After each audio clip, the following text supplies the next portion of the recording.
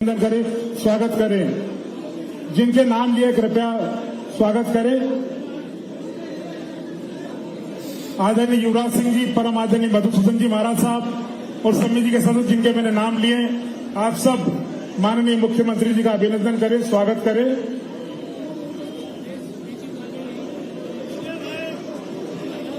इस तालियों के साथ आप सभी भी अभिनंदन करें। तालियां लगातार बजती रहे। अब मैं रमेश चंद्र जी राठौर साहब से निवेदन करूंगा, अब आए और राज्यपाल महोदय का अभिनंदन,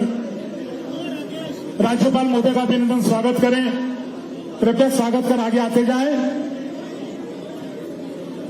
माननीय युवराज सिंह जी से निवेदन है, स्वागत कराकर आगे करते जाए। राज्यपाल महोदय, माननीय मुख्यमंत्री जी का अभिनंदन, स्वागत हो रहा है। आप सबकी ओर से समिति के अध्यक्ष, समिति संपूर्ण स्वागत कर रही है। आप सबके प्रति समिति कृतज्ञ है। आपने अपना अमूल्य समय समिति को दिया है। आप समय ऐसे हो जाएं ताकि सबके फोटो आ जाए। चौहान साहब, रमेश जी, आपके उत्साह का हम अभिनंदन करते हैं। आपका उत्साह निश्चित रूप से प्रदेश के मुखिया हमारे बीच है, हमारे लोकप्रिय राज्यपाल महोदय हमारे बीच है। आपका उत्साह निश्चित रूप से स्वाभाविक है, बनता ही है। अब मैं रमेश चंद्र जी राठौर से निवेदन करूंगा। इसके पश्चात आदरणीय राज्यपाल महोदय का स्वागत, जिनका स्वागत हो गया कृपया आप पधारें। सुरेंद्र सिंह जी, जिनका स्वागत हो गया कृपया निकाले। मंच आपका अपना, संत समाज मंच पर मौजूद है। कृपया युवराज सिंह जी साहब, अशोक जी यादव साहब, आपसे निवेदन है, जिनका स्वागत हो गया। रवि भैया पधारिए प्लीज। राजेश जी, स्वागत हो गया, आइए प्लीज। क्योंकि संत समाज हमारे बीच विद्यमान है, हम सबका उत्साह ठीक है, लेकिन संत समाज है, मंच की गरिमा बनी रहे, मंच का अनुशासन बना रहे, हम सबकी ये इच्छा है। मैं रमेश सिंह जी राठौर साहब से निवेदन करूंगा कि स्वागत करें। आदरणीय मधुसूदन जी महाराज साहब, आप त्यागी जी महाराज का स्वागत करें। आदरणीय मधुसूदन जी, त्यागी जी महाराज, आप त्यागी जी महाराज का स्वागत करें। आदरणीय सरपंच साहब से निवेदन करूंगा, सांसद महोदय अनिल फिरोजा जी का स्वागत करें। मैं एक स्वागत करते का स्वागत करें।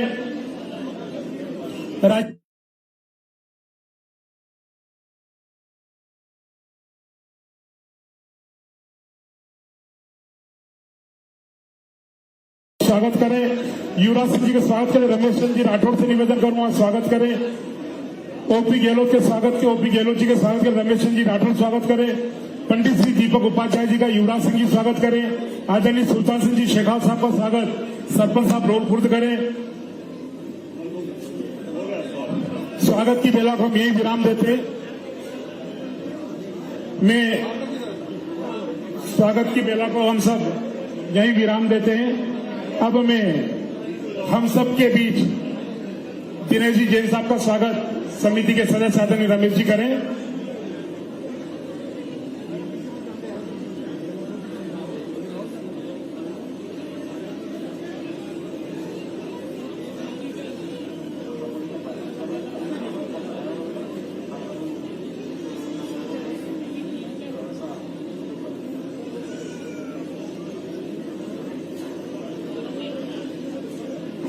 अब मैं अतिथियों के स्वागत भाषण के लिए हम सबके आशीर्वाददाता आदरणीय लाल सिंह जनावत साहब से निवेदन करूंगा, अतिथियों के लिए स्वागत भाषण दे। आदरणीय लाल सिंह जनावत साहब, आप उनको कॉर्डलेस दे दें।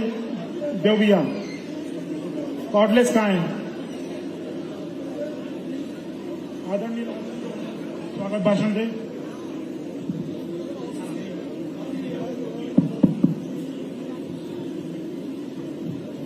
आज बालाजी धाम में हमारे छोटे से आंगन पर मुख्य अतिथि के रूप में इस प्रदेश के गौरव माननीय मुख्यमंत्री मोहन जी यादव, कर्नाटक के राज्यपाल, महामहिम और इस संस्था के संरक्षक आज हमारे बीच में विराजमान है, आशीर्वाद देने बता रहे हैं। साथ में सांसद जी, जिले के हमारे सभी सम्मानीय विधायक, महापौर, जिला पंचायत की अध्यक्ष, हमारे संगठन के मंडल जिला अध्यक्ष भाई राजा जी और यहाँ जो बेलनपुर बालाजी समिति के सभी सदस्यगण आज बहुत बड़ी संख्या में सभी माताएं बहनें और आशीर्वाद दाता यहाँ विराजमान है। मैं सर्वप्रथम आज जो बालाजी मंदिर जो बहुत छोटे रूप में एक मूर्ति के रूप छोटे से मंदिर के रूप में था, उसके बाद एक मंदिर का निर्माण हुआ, लेकिन वो पानी बहुत टपकता था, पूरा मंदिर जीर्ण शीर्ण हो गया था। उसके बाद आदरणीय गहलोत जी के संरक्षण में समिति बनाई और उस समिति ने ये 5 करोड़ रुपए की लागत से राम जी का और बालाजी का मंदिर का नव निर्माण किया और मंदिर में 1 रुपए से लगाकर लाखों तक दान देने वाले और विशेष रूप से हमारे जीतू भैया जितेंद्र जी का भी जो इस संस्था के ट्रस्टी है उनका भी बहुत सहयोग है। मैं इस अवसर पर ज्यादा समय नहीं लेते हुए एक निवेदन जरूर करूंगा कि आज जो बहुत बहुमूल्य समय निकालकर जो हमारे बीच में मोहन जी यादव पधारे हैं और गवर्नर साहब पधारे, सब माता बहनों से अपील करूंगा, सब आशीर्वाद दाताओं से अपील करूंगा कि दोनों हाथ खड़े कर आज अभिवादन करें, दोनों हाथ खड़े कर माननीय मुख्यमंत्री जी का पुरजोर ताकत से अभिवादन करें। साथ में मैं एक अनुरोध और करना चाहूंगा, हमारे सांसद जी ने सांसद निधि से 25 लाख रुपए का डोम का निर्माण किया है। मैं इस अवसर पर एक बात और आदरणीय मुख्यमंत्री जी से निवेदन करना चाहूंगा कि आप आने वाले सीएस 2028 में अरबों रुपए खर्च कर आप उज्जैन की कायाकल्प कर बहुत बड़ा विकास की गंगा बहा रहे हो। मैं इस अवसर पर कहना चाहूंगा कि हमारे यहाँ भी अभी 2 दिन पहले मेला गाड़ी का स्थापित हो गया। सीएस में आवागमन के लिए हजारों की जनसंख्या यहाँ आसपास के गांव में निवास करती है। ये रोलखुर्द से स्टेशन से लगाकर रोलखुर्द तक जो सड़क मजार टोला में छूटी है या अन्य किसी मत से उसको स्वीकृति प्रदान करे। साथ में एक निवेदन और करना चाहूंगा कि समिति ने लगातार प्रयास कर 5 करोड़ रुपए इकट्ठे कर जन सहयोग से इस मंदिर का निर्माण किया है। साथ में एक अनुरोध और करना चाहूंगा कि गुजरात के सोम ग्रुप और इंदौर के अभिनय जी और उन्होंने सबने ये भव्य मंदिर का निर्माण किया है। मैं उनका भी बहुत बहुत आभारी हूँ। धन्यवाद। जय भारत। धन्यवाद आदरणीय राष्ट्रपति राव साहब। जापे कृपा राम की हुई तापे कृपा करे सब कोई। माननीय मुख्यमंत्री जी को बालाजी को बुलाना था, मतदान की तारीख 18 थी। इसी प्रभु की कृपा हुई कि सब निर्विरोध। अब मैं अगले उद्बोधन के लिए हम सबके लोकप्रिय सांसद आदरणीय अनिल फिरोजा जी से निवेदन करूंगा, कृपया आप पधारे और आदरणीय फिरोजा जी धर्मसभा को संबोधित करें।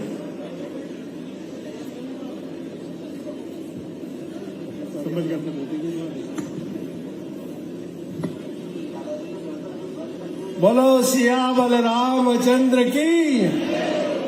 अरे आवाज ही जोर से नहीं आ रही है। बोलो सिया बलरामचंद्र की, देलनपुर सरकार की और आज के आनंद की और यहाँ पे मेरी सभी माता बहनों की। आज बड़ा आनंद का विषय है क्या देलनपुर सरकार में कई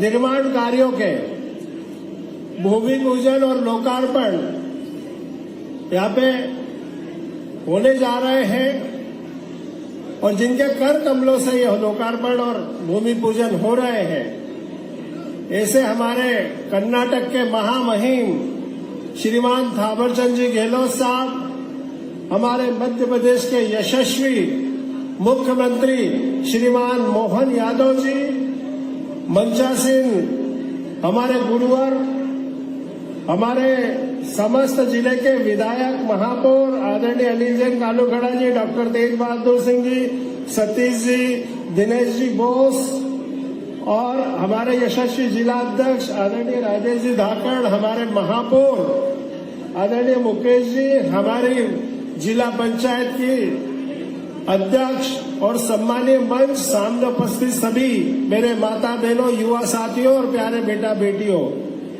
ये वास्तव में देलनपुर सरकार का ही कृपा है कि यहाँ पे हमेशा कुछ न कुछ कार्यक्रम होते रहते हैं। और उसके प्रेरणा स्रोत हमारे माननीय थावर चंद जी, हमारे लाल सिंह जी रणावत साहब, जो भारतीय जनता पार्टी के वरिष्ठ नेता है, ये दोनों यहाँ पे अपनी सेवाएं लगातार वर्षों से दे रहे हैं। परसों ये कोटा से चलकर उज्जैन की एक लोकल पैसेंजर ट्रेन माननीय मोदी जी, माननीय अश्विनी वैष्णव जी और माननीय हमारे यशस्वी मुख्यमंत्री आदरणीय मोहन यादव जी की सहमति से आप लोगों को एक सौगात मिली। मैं कल माननीय राणावत जी से मिलने गया तो मैंने कहा कि डेलनपुर सरकार में कार्यक्रम है, उसके पहले ही भगवान ने यहाँ पे भगवान के आशीर्वाद से, बजरंगबली की कृपा से और मोदी जी के आशीर्वाद से हमको एक लोकल ट्रेन का यहाँ पे सुविधा मिल गई। लाल सिंह जी काफी दिनों से मांग कर रहे थे कि रोल खुर्द में ट्रेन का स्टॉपेज होना चाहिए, तो वो रोल खुर्द में ट्रेन का स्टॉपेज भी हो गया। अब यहाँ से डेलनपुर आने के लिए, जाने के लिए कहीं से भी आ जाओ, चाहे राजस्थान से आओ, चाहे उज्जैन से आओ, चाहे इंदौर से आओ, ये एक आपको बहुत बड़ी सुविधा हमारे प्रधानमंत्री, हमारे रेल मंत्री और हमारे मुख्यमंत्री ने आपको दी है।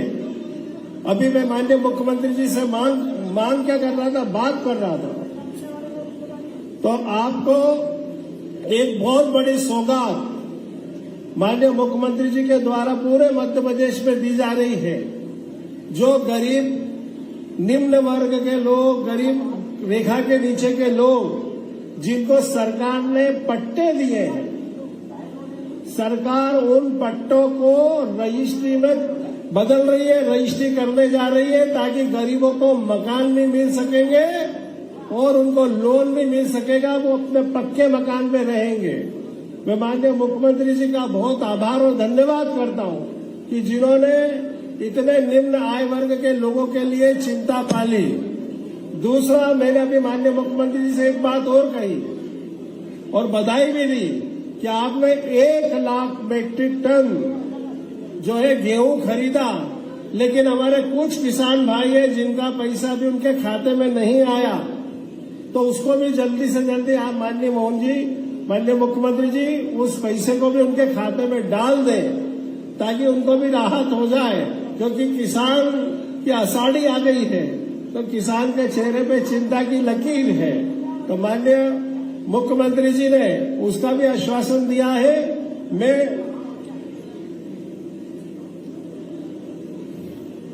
लंबा भाषण नहीं देना चाहता क्योंकि और भी कुछ मांग थी, लेकिन समय अभाव है, माननीय महामहिम का भी आदेश हो गया है।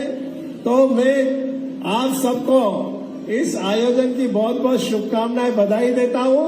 धन्यवाद। भारत माता की जय। जय श्री राम। धन्यवाद माननीय सांसद जी। अब बिना किसी भूमिका के, जिनको हम सब हमेशा सुनना चाहते हैं, हम सब के बीच हमारे सुख दुख में खड़े रहते हैं, हम सबके आशीर्वाद दाता, हम सबके नेता, इस मंदिर समिति के संरक्षक आदरणीय कर्नाटक राज्य के राज्यपाल परम आदरणीय माननीय थावर चंद जी गहलोत साहब से विनम्रता से निवेदन करूंगा, कृपया पाएं और धर्म सभा को संबोधित। ऐसा बोलो।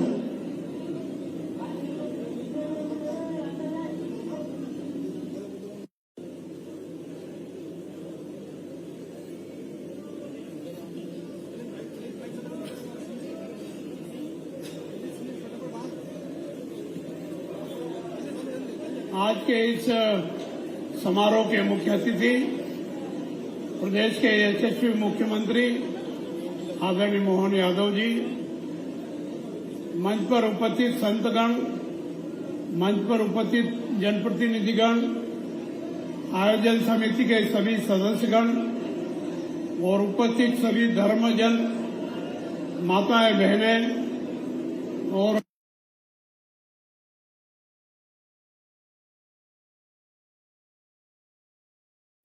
कृपा से संपन्न हो रहा है। आप आज देख रहे हैं यहाँ जो 6 महीने बाद यहाँ आए होंगे, आज देख रहे होंगे कि इतना परिवर्तन हो गया। ये सब बालाजी की कृपा से हुआ है, भगवान श्री कृष्ण की कृपा से हुआ है। राम दरबार की कृपा से हुआ है। यहाँ भव्य मंदिर बना है, राम दरबार भी बना है। हम सब धर्म प्रेमी जनता है और भारत ऋषि मुनियों का देश है, साधु संतों का देश है, देवी देवताओं का देश है और हम सब सनातनी धर्म को मानने वाले हैं। आज सनातन धर्म को मजबूत करने की महती आवश्यकता है। देश और दुनिया के लोग विश्व कल्याण और विश्व शांति के लिए भारत की आध्यात्म पद्धति, धार्मिक संस्कृति, भारतीय धर्म की ओर देख रहे हैं। निश्चित रूप से धर्म को मजबूत करना हमारा कर्तव्य है, संस्कृति को मजबूत करना हमारा कर्तव्य है, भारतीय सभ्यता को मजबूत करना हमारा कर्तव्य है। और जब ये सब होगा तो निश्चित रूप से विश्व कल्याण और विश्व शांति स्थापित हो सकेगी।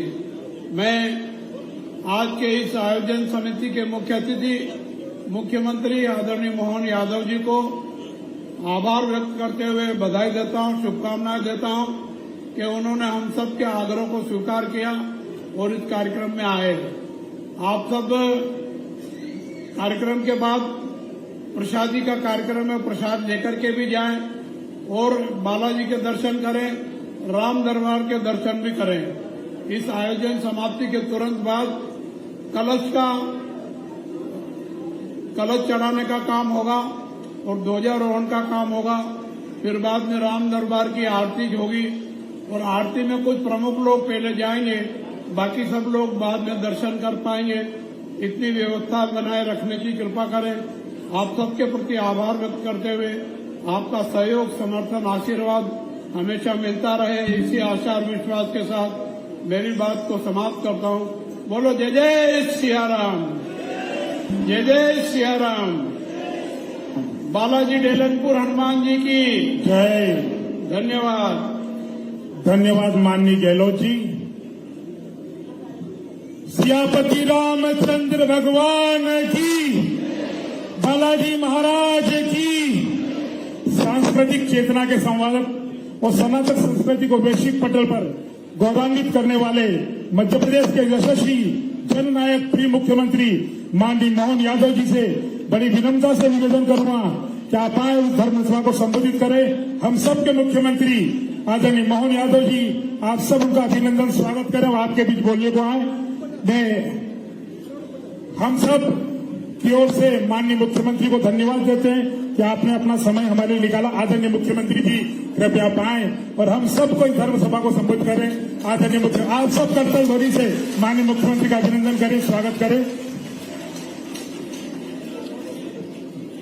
बोले प्रभु रामचंद्र महाराज की, डेलनपुर वाले हनुमान जी महाराज की, गोपाल कृष्ण भगवान की।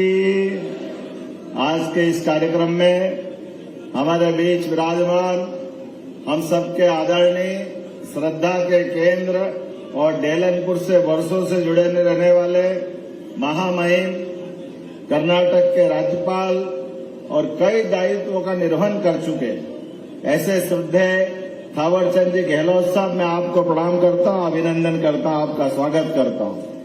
आप भी ताली बजा करके मेरे अपने भावनाओं में अपने भाव को जोड़ने का काम करें। इसी कार्यक्रम में मंच पर विराजमान 1008 परम पूज्य नारायण दास जी महाराज त्यागी महाराज, आपको प्रणाम। परम पूज्य मधुसूदन त्यागी महाराज जी, आपको भी प्रणाम। मंच पर विराजमान सांसद श्रीमान अनिल फिरोजिया जी, यहाँ के विधायक डॉक्टर तेज बहादुर जी, हमारे अपने बीच विराजमान माननीय विधायक श्रीमान सतीश मालवीय जी, घटिया से विधायक माननीय उज्जैन उत्तर के विधायक श्रीमान अनिल जैन कालूहेड़ा जी, आपका महिपुर से भी संबंध आता है, दोहरा दायित्व तो आपके पास है। इसी अवसर पर महिपुर के विधायक माननीय जैन साहब, आपका भी दिनेश जैन बॉस। इस अवसर पर यहाँ के जिला अध्यक्ष राजेश धाकड़ जी, आपका भी स्वागत, अभिनंदन। हमारे सबके बीच उज्जैन से भी पधारे नगर निगम उज्जैन के महापौर श्रीमान मुकेश कटवाल जी, यहाँ के बहुत अच्छे लोकप्रिय नेता और इस डेलनपुर से लेकर कई सारे ऐसे संस्थानों में श्रद्धा से जुड़ने वाले पूर्व विधायक लाल सिंह राणावत जी, आपका भी स्वागत अभिनंदन। संचालन करने वाले राकेश यादव जी, धोती में अच्छे लग रहे हैं आनंद के साथ। हम सब के लिए यहाँ पूरी समिति, जितेंद्र गहलोत जी पूर्व विधायक, कहाँ जितेंद्र जी, आपका भी अभिनंदन है। चलिए, आप सबको प्रणाम करता हूँ, आप सबका अभिनंदन करता हूँ। हनुमान जी के जीवन में वो भगवान राम के राम दरबार की प्राण प्रतिष्ठा के अवसर पर यहाँ डेलनपुर भगवान का जो देवस्थान है, मुझे मालूम है कई साल पहले मैंने राजेश धाकड़ जी से पूछा कि डेलनपुर वाले हनुमान जी महाराज की विशेषता क्या है, उनके अपने पूजा पाठ, उनके श्रृंगार को लेकर के। तो राजेश धाकड़ जी ने कहा कि डेलनपुर का मैं मंदिर तो गया, लेकिन मैं विशेषता नहीं बता सकता। हमने कहा जरा गौर से देखना, भगवान को रोज चोला चढ़ता है, ये डेलनपुर भगवान की अपने आप में महिमा। हमारे लिए परमात्मा की कृपा से देवताओं में देवता। वैसे तो भगवान राम का जीवन हर एक व्यक्ति के जीवन में 17 लाख साल हो गए भगवान को, राम को धरती पे अवतरित हुए हुए। 5000 साल पहले भगवान कृष्ण का जीवन उनका अपना गौरवशाली अतीत रहा, लेकिन ये देवताओं ने अपने जीवन के रिश्तों को निभाना सीखा। मानवता के मूल्यों के साथ जीवन में किस प्रकार से जीवन जिया जाता है। त्याग की मूर्ति भगवान श्री राम, आदर्श पुत्र भगवान श्री राम, आदर्श पिता भगवान श्री राम, अपने भाइयों के बीच आदर्श भाई भगवान श्री राम। प्रयाजी महाराज जी, आपका भी प्रणाम, जोरदार अभिनंदन महाराज जी के लिए भी। जितने प्रकार से अपन भगवान राम को देखो, उनके जीवन के एक एक रिश्ते को देखो, उनके सगे संबंधियों को देखो, तभी तो हम सबकी इच्छा होती है कि परिवार हो तो भगवान श्री राम जैसा परिवार हो, राम राज्य जैसी सरकार हो हमारे सबके मन में, ये भाव आता है। और हमारा सौभाग्य है आज हनुमान जी के दरबार में, हनुमान जी के जीवन के भी कैसे कैसे अनुभव है। जहां भगवान राम के जीवन में कोई बात की कमी हो, ये हमको भी सबको सीखने लायक है, समझने लायक है। और भगवान हनुमान जी के लिए हनुमान चालीसा तो सब पढ़ते हैं, लेकिन अष्ट सिद्धि नौ रिद्धि के दाता।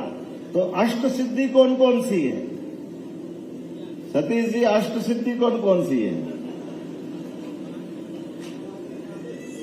अष्ट सिद्धि नौ निधि के दाता, चलो मैं बता देता हूं। अणिमा पहली सिद्धि, जिसके आधार पर वो अपने शरीर को सूक्ष्मतम कर लेते हैं। दूसरी महिमा, अत्यंत विशाल शरीर का धारण कर लेते हैं। तीसरी गरिमा, बहुत भारी शरीर कर सकते हैं। चौथी लघुमा, अत्यंत हल्का हो जाने का उनका शरीर का भाव रहता है।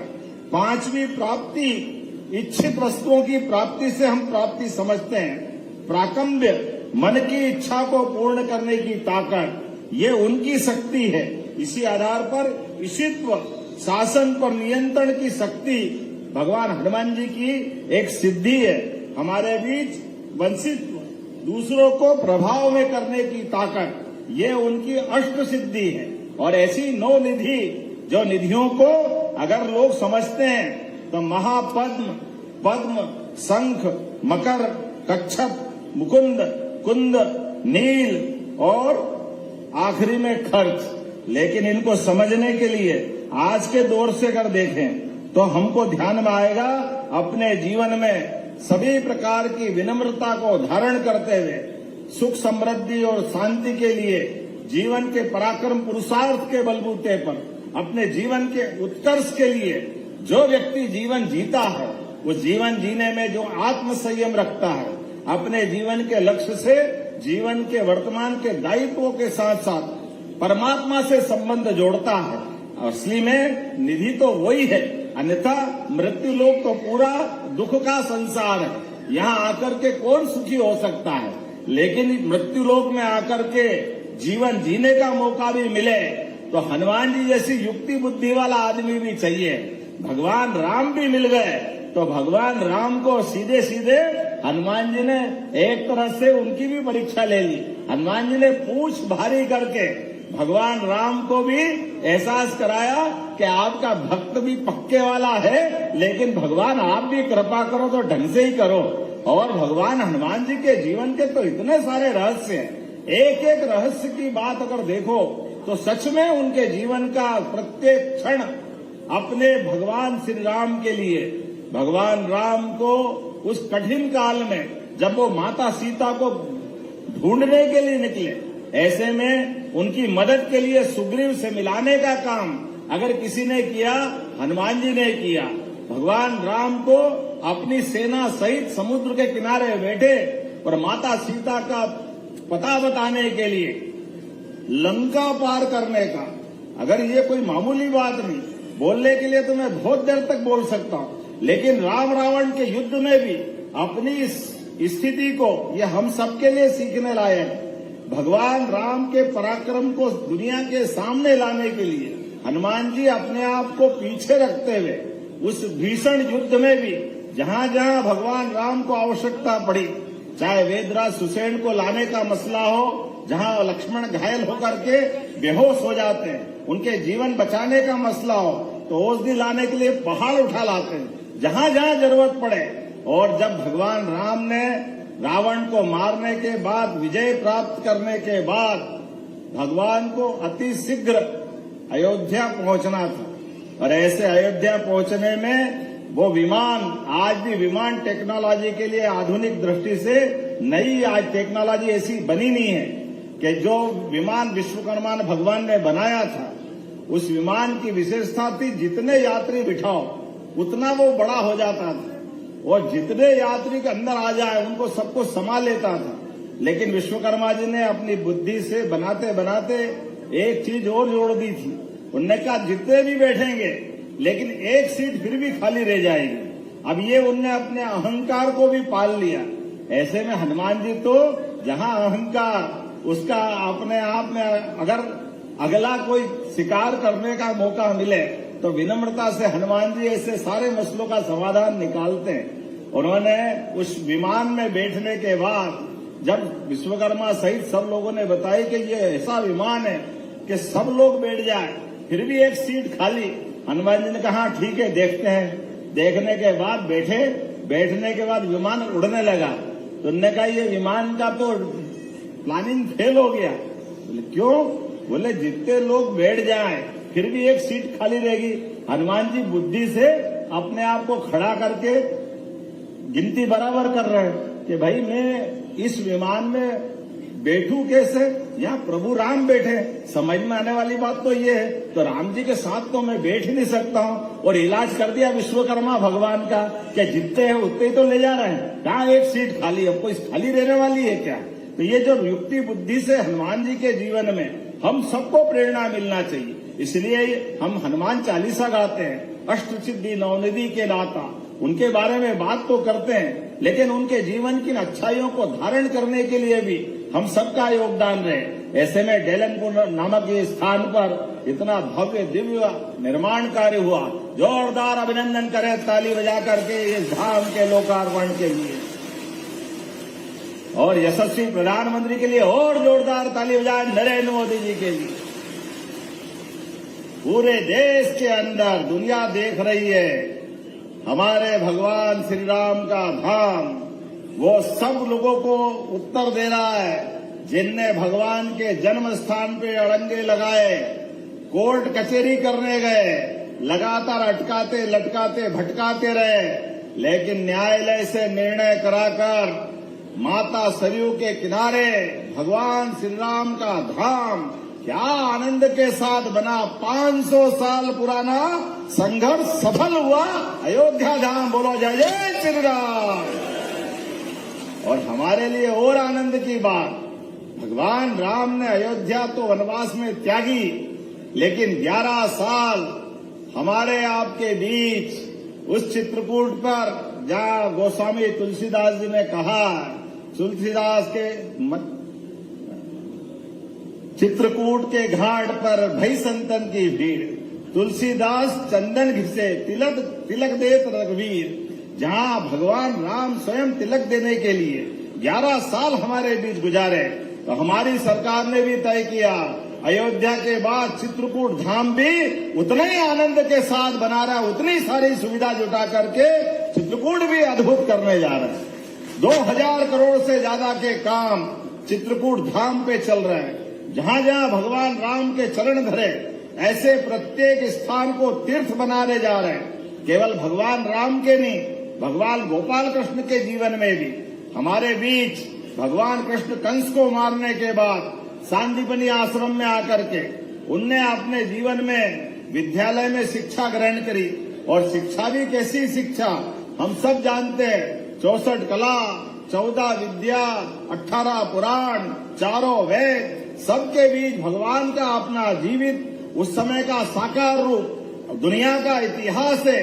अपने शिष्य को उनके सामने जीते जी अपने उनके शिष्य के गुरु सांदीपनी महाराज श्री कृष्ण वंदे जगत गुरु, ये उपाधि उस समय मिलती है। बोलो गोपाल कृष्ण भगवान की।